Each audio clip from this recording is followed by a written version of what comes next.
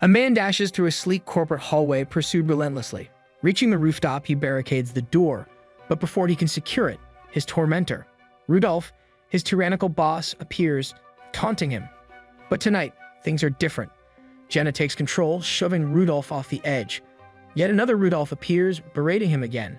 Jenna pushes this one too. Below, a growing pile of identical virtual bodies awaits. The adventure ends and Jenna exits the simulation, only to be met with the real Rudolph's harsh voice. Via tries to defend Jenna, but Rudolph remains ruthless. Later, Via confronts Jenna, shocked to learn he created the simulation to vent against their insufferable boss. At New Life, a company where people escape into immersive virtual experiences, crime still thrives in the real world. Detective Mail is sent undercover to investigate a group called Antivert, suspected of sabotaging New Life's technology with eerie glitches, disturbing entities warping users' experiences. On a train, Mail notices nearly every passenger immersed in VR, except for Via, reading a physical book. Recognizing her as a known Antivert sympathizer, he starts a conversation pretending to share her views. She warns that criticizing virtual experiences could be dangerous. Seeking her trust, he suggests a shared simulation. Meanwhile, New Life faces a crisis. Users fear encountering glitches and revenue is plummeting. Rudolph suspects an internal traitor. Later, Mail confesses to Via that he fears glitches, which makes his mandatory virtual adventures unbearable. She agrees to join him in a peaceful lake simulation, where they debate whether virtual reality can replace real life. Their conversation is interrupted when Yuri suddenly appears in Mail's simulation, pressuring him to stay focused. Mail shuts it down, shaken. Via reassures him, but Yuri later scolds him, reminding him to eliminate any glitches. Mail notices Yuri wearing an expensive watch far beyond his salary. Elsewhere, an Antivert operative warns Via to be cautious. She later visits a disabled professor, the creator of virtual adventures, who depends on her for help. Yuri, suspecting Mail is getting too close to Via, urges him to initiate another simulation with her. Mail takes Via to a virtual concert, leading to an intimate moment. But just as they kiss, Rudolph materializes. Instinctively, Mail punches him, but instead of vanishing like a glitch, his hand throbs in pain. Alarmed, Via insists they exit immediately.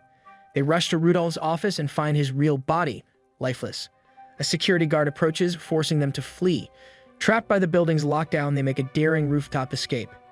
Seeking help, Via takes Mail to the professor, who deduces that someone forced Rudolph into a fatal virtual adventure. More shockingly, he reveals that consciousness transfer between bodies might be possible. Mail persuades him to attempt it, switching into Rudolph's body to buy time while leaving his real body hidden. At New Life, a detective begins investigating. Meanwhile, Mail, now in Rudolph's form, realizes this technology could mean true immortality.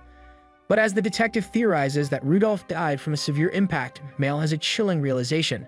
His own punch was the fatal blow. Someone set him up. Determined to uncover the truth, he orders Jenna to investigate Yuri.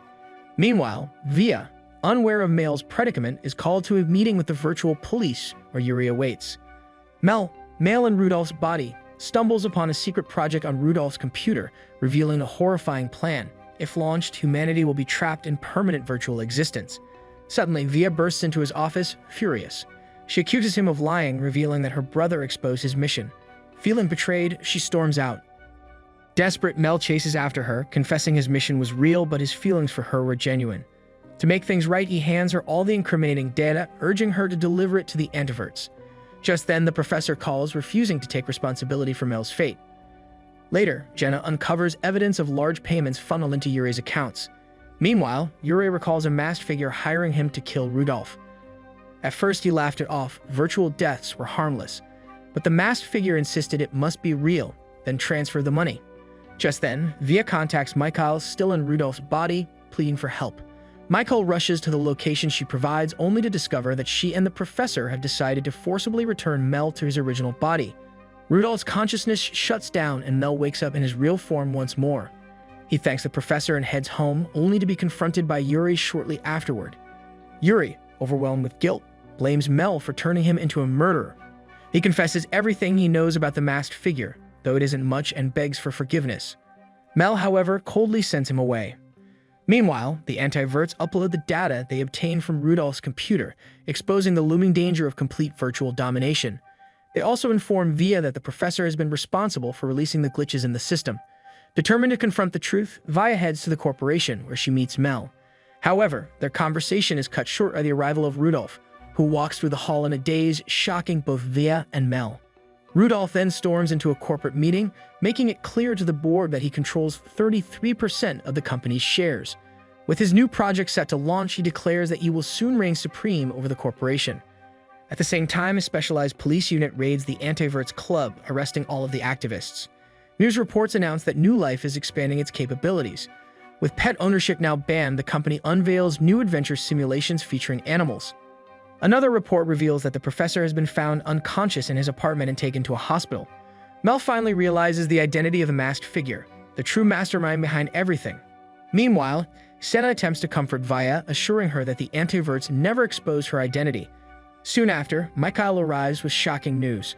Rudolph has been appointed CEO of the company. However, what no one realizes is that the professor is secretly controlling him from behind the scenes. Sometime later, Mel sneaks into Rudolph's office and knocks him unconscious with a single strike. Rudolph's consciousness is suddenly transported into an adventure filled with clowns, a fear he has harbored ever since childhood, when he fled from a street performer only for the man to be hit by a car and disabled. Surrounded by the clowns, Rudolph is forced to confront his crimes. Unable to bear it, he confesses. Instantly, figures dressed in circus costumes emerge from the shadows, including Mel. However, to everyone's surprise, Rudolph bursts into laughter. He claims he conquered this fear long ago, and since this is merely an adventure, his confession holds no real weight. But Mel urges him to look closer. As Rudolph scans the faces around him, he suddenly realizes that beneath the clown makeup are his colleagues and the detective. This is not just a simulation, it is a shared reality. The detective, satisfied with the confession, prepares to act. Before they can arrest him, Rudolph regains consciousness a moment before Mel and strikes him before fleeing. By the time they attempt to track him down, he has already disabled his chip and drained all of his accounts. Determined to stop him, Mel seeks out Senna and traps the security guards inside a state-of-the-art adventure simulation and announces that Rudolph is now a wanted criminal. Mel heads to the corporation's server room and fires multiple shots, destroying the system. Immediately, the adventures shut down and people begin returning to reality, regaining their awareness. Across every screen, Rudolph's image appears, now marked as a dangerous fugitive. Upon receiving the message, Mel rushes to the designated location. He spots the professor, still in Rudolph's body, desperately running. Without hesitation, he tackles him to the ground, just as an operative squad led by Yuri arrives. Later, the detective interrogates the professor, accusing him of murder. However, that same evening, the professor is offered a deal he cannot refuse. In exchange for handing over the consciousness transfer technology, all charges against him are dropped. Though he is now under strict supervision, he still retains his knowledge, leaving open the possibility that he may strike again. Rudolph's body is preserved, and the implanted consciousness seeds continue to develop rapidly. The Antiverts receive suspended sentences but remain committed to their resistance against virtual adventures. Yuri is arrested on corruption charges.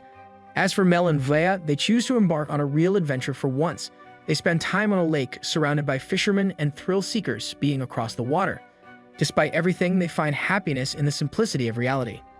In the end, the film attempts to capture a cyberpunk dystopian aesthetic, but ultimately fails as a thriller, lacking any real tension. As a piece of science fiction, it falls short as well, offering no groundbreaking ideas or innovations.